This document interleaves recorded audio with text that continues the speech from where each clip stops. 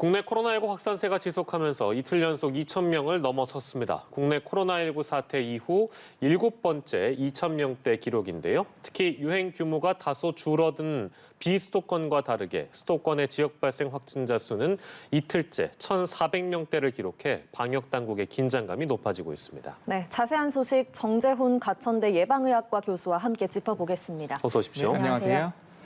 네. 오늘 목요일이고요. 신규 확진자 수가 어제에 이어서 오늘도 2,000명대를 기록했습니다. 이렇게 이틀 연속으로 2,000명대 확진자가 나온 게 이번이 두 번째인데요. 어떻게 확산세가 다시 거세지고 있다고 봐야 하는 걸까요? 네, 많은 전문가와 당국에서 유행 확산 추이를 분석을 하고 있습니다. 그 결과를 보면 8월 말에 예상한 결과를 보면 9월 중순까지는 확진자가 늘어나다가 그 다음부터는 감소하는 것으로 예상 결과가 나오고 있습니다. 그래서 지금의 확산 증가 추세는 어느 정도 예상된 측면이 있다고 봐야 되고요. 하지만 예상세를 뛰어넘는 확산세가 있을 수도 있다고 보는 것이 우리가 시뮬레이션을 할 때의 결과의 근거는 사회적 거리두기 4단계가 그대로 유지된다라는 전제 조건이 있었습니다. 그런데 벌써 이번 주만 해도 일부 사회적 거리두기에 대한 완화 조치들이 나왔고요. 그리고 실질적인 완화 조치보다 위드 코로나에 대한 논의가 진행이 되고 방역 완화에 대한 시그널들이 나갔기 때문에 거기에 대한 반응이 있을 수 있습니다. 그렇기 때문에 추석까지는 확진자가 지금보다 소폭 늘어난다고 해도 이상한 현상이 아니라고 생각합니다. 근데 이제 추석 연휴까지는 그렇다고 하더라도 연휴 이후는 또 어떻게 될 것인가 이제 그걸 전망을 해봐야 될 텐데요. 물론 아직 시간이 좀 남아있기 때문에 좀 이른감이 있습니다만 어떻게 전망하세요? 이런 어떤 완화 시그널을 국민들에게 줬기 때문에 추석 연휴에 어떤 대이동과 맞물려서 확산세가 더 증가하진 않을까 이런 우려들이 많은데요. 네, 지금의 완화 시그널이라고 하는 것은 사회적 거리두기를 매우 오랫동안 했기 때문에 국민들이 피로감을 많이 느끼시기 때문에 불가피한 측면도 있습니다. 지금의 유행 상황이라고 하는 것이 델타 변이 바이러스가 사실상 100%를 차지하고 있는 시점에서는 사회적 거리두기에 대한 피로감, 그다음에 완화 조치와 백신 접종률이 그것을 상쇄할 만큼 얼마나 빠르게 올라가냐의 싸움이라고 보시면 될 것 같고요. 그리고 델타 변이 바이러스는 1회 접종보다는 2회 접종까지 진행하는 것이 훨씬 더 중요하기 때문에 2회 접종률이 많이 올라가는 추석이 지나고 난 시점이 된다라면 어느 정도 유행이 안정될 것으로 기대해 볼 수는 있습니다. 네, 또 저희가 앞서 기사로 전해드렸지만 학생의 확산세도 심각합니다. 전국 학교의 지금 97%가 등교 수업을 하고 있는데 최근 일주일간 학생 확진자 수가 올해 들어 가장 많습니다. 하루 평균 170명 넘게 확진이 되고 있는데요. 이게 등교 수업 때문이라고 봐야 할까요? 네, 지금 학생들의 확진자 숫자가 늘어나고 있습니다만 이것은 복합적인 요인이 작용하고 있다고 봐야 될 것 같고요. 첫 번째로는 학생들 같은 경우에는 고3을 제외하면 백신 접종을 하지 않았습니다. 하지만 조금 더 어른들, 성인 인구 같은 경우에는 백신 접종이 이루어져 있기 때문에요. 같은 2,000명대 확진자라고 하더라도 점차 백신 접종을 하지 않은 인구로 확진자가 내려갈 수밖에 없는 상황입니다. 그렇기 때문에 같은 확진자 숫자가 국가에서는 2,000명대가 나온다고 하더라도 20세 미만의 확진자를 본다면 지속적으로 늘어날 수밖에 없는 상황이고요. 그리고 그런 상황을 감안을 한다면 지금의 확산 증가 추세가 과연 등교로 인한 것인지 아니면 백신 접종 정책이나 거시적인 변화로 인한 것인지는 조금 평가해 볼 필요가 있다고 생각을 합니다. 하지만 그럼에도 불구하고 우리가 확산세가 급격하게 증가하는 모습까지는 보이고 있지 않기 때문에 우리가 학교 등교에 있어서는 지속적으로 우리가 추진해 갈 필요성은 있다. 그런 것들이 인정이 되고 있는 상황이고요. 반면에 우리가 한 10월이나 11월 정도 지나가게 되면 20세까지, 18, 19세까지는 우리가 예방접종이 완료가 되기 때문에 그때부터는 확진자가 상당수가 19세 미만일 것으로 우리가 예상을 할 수 있습니다. 그렇다면 학교에 있어서의 우리가 외부 유입이라든지 내부에서의 확산을 방지하기 위한 여러 가지 대책들이 필요한 거죠.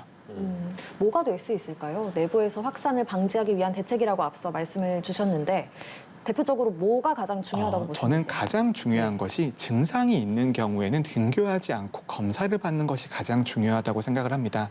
우리가 호흡기 바이러스 같은 경우에는 증상이 있을 때 가장 전파력이 높거든요.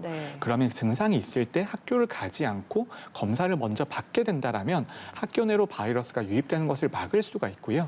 또 하나는 학교 안에서의 이동량을 최소화하는 겁니다. 지금은 이제 이동 수업 같은 것들이 활성화되어 있기 때문에 학교 안에서의 이동이 활발할 수 있습니다만 이런 시기에는 가급적 교실 안으로 동선을 제한을 하게 되면 그 안에 코로나19가 유입이 된다고 하더라도 학교 전체로 확산되지는 않게 되는 것이죠. 네. 또 한 가지 걱정이 되는 게 학교에 가면 급식을 먹게 되잖아요.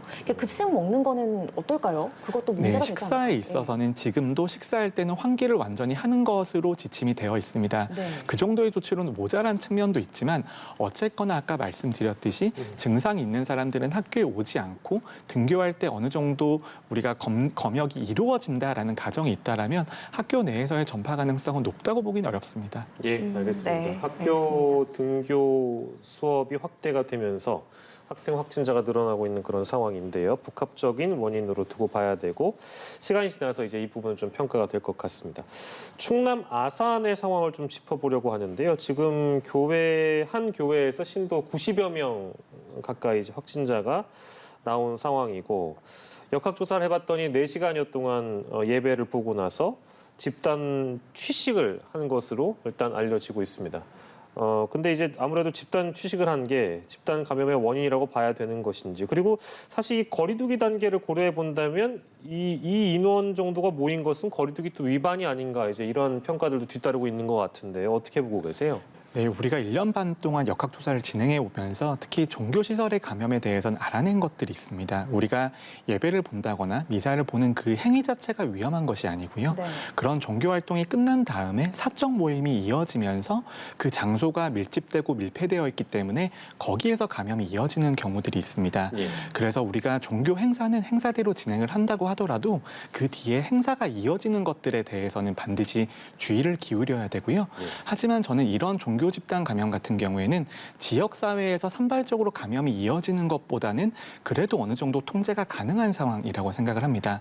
이런 우리가 클러스터라고 하거든요. 예. 특정한 위험 요인을 공유하는 이런 발병 사례가 있게 될 경우에는 역학조사라든지 접촉자 추적이 그래도 원활하게 이루어질 수 있기 네. 때문에 광범위하게 조사가 이루어지고 진단검사가 수행이 된다라면 어느 정도는 통제가 가능할 것으로 보입니다. 네, 그래도 원인이 좀 명확한 그런 집단 감염이라는 말씀 주셨습니다. 그럼 현재 아산시가 3단계 거리두기를 일단은 유지하되 종교시설과 목욕장업 등에만 4단계를 적용하기로 했는데 이 조치는 그러면 충분하다고 보시는 건가요? 네, 사회적 거리두기의 상향이라고 하는 것은 이런 한 번의 클러스터만으로 평가하기는 조금 어려운 것이고요. 특히 인구수가 적은 시군구 같은 경우에는 대규모 사례가 발생을 하게 되면 한순간은 단계가 높은 정도에 유지될 수 있는 수의 발생자가 나올 수 있지만 그 다음에는 발생자가 줄어들게 되거든요. 네. 그래서 1주나 2주 정도의 평가를 거쳐서 조치를 결정하는 것이 가장 좋아 보입니다. 네, 알겠습니다.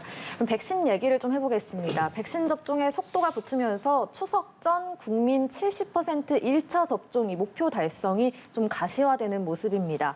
어제 하루 38만 명 이상이 1차 접종을 추가로 받으면서 전체 인구 대비 61.8%가 현재 1차 접종을 마친 상황입니다. 백신별 권장 접종 횟수를 모두 맞은 접종 완료자가 전체 인구의 37.2%를 기록하고 있는데요. 이렇게 지금 그림으로 보시고 계십니다. 이 속도라면 정부가 제시한 19일보다 조금 더 일찍 1차 접종률 70%를 넘길 수도 있을 것 같습니다. 어떻게 전망하시나요? 네, 이런 접종률의 수치 같은 것들은 공급 상황에 좌우되는 면들이 있기 때문에 저는 공급만 원활하다면 이런 목표를 달성하는 것에 있어서는 문제가 없다고 생각을 합니다. 하지만 이런 70%라고 하는 수치가 실제 방역 정책에 영향을 미칠 수 있을 것인지에 대해서는 조금 더 생각할 거리들이 있는데요. 특히 델타 변이 바이러스가 유행을 하고 있기 때문에 1차 접종자의 숫자가 늘어난다라고 하는 것은 당연히 좋은 현상이지만 네. 그것보다 방역 정책에서 더 의미가 있는 것은 2차 접종자의 숫자가 얼마만큼 빨리 올라올 수 있냐가 될 것이고요. 그리고 우리가 단계적인 방역 완화라든지 아니면 단계적인 일상 회복에 대한 이야기들을 하고 있잖아요. 네. 근데 그런 것들은 제 생각에는 특정하게 정해져 있는 시점은 존재하지 않고 70%부터는 갈 수 있고 그 미만은 갈 수 없고 그런 것들은 아니거든요. 점진적으로 점차 갈 수 있는 것들이기 때문에 우리가 접종률은 최대한 높여가면서 우리가 다음의 정책들을 고려해봐야겠습니다. 네, 그 접종률 자체에만 좀 집중하면 안 된다. 뭐 이런 말씀 해주신 것 같습니다. 이렇게 접종률이 높아지면서 백신 접종 부작용을 의심하는 사례도 좀 생겨나고 있습니다. 화이자 1차 접종을 하고 소장이 썩는 증상 등을 보였던 24살 초등학교 교사가 사망했다는 소식이 또 전해졌고요.